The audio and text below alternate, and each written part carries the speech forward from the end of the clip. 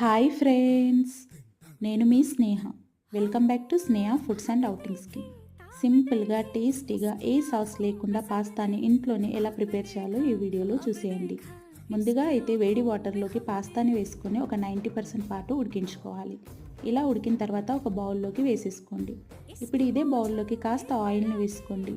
Oil వేడైన తర్వాత జీలకర్ర, ఆనియన్స్, పచ్చిమిర్చిని వేసుకొని బాగా ఫ్రై చేసుకోండి. ఇందులోనే కాస్త వెల్లుల్లి ముక్కలు అలాగే టమాటో ముక్కల్ని వేసుకొని సాఫ్ట్గా ఉడికించుకోవాలి. అలాగే పసుపు, కారం, సాల్ట్, ధనియా పౌడర్, పెప్పర్ పౌడర్, గరం మసాలాను వేసుకొని బాగా ఫ్రై చేసుకోండి. ఇలా మొత్తం ఫ్రై అయిన తర్వాత ఇందులోకి వాటర్ని అయితే యాడ్ చేసుకోండి. ఇలా వాటర్లోకి ముందుగా ప్రిపేర్ చేసుకున్న పాస్తాని వేసుకొని వాటర్ అన్నీ పోయేంత వరకు ఉడికించుకోవాలి. అంతే అండి. ఈ వీడియో మీకు ఫుల్గా కావాలనుకుంటే నా ఛానల్కి వెళ్ళి వీడియో అయితే చూసేయండి. మరి ఈ వీడియో మీకు నచ్చినట్లయితే ఒక లైక్ వేసుకోండి. Thank you for watching.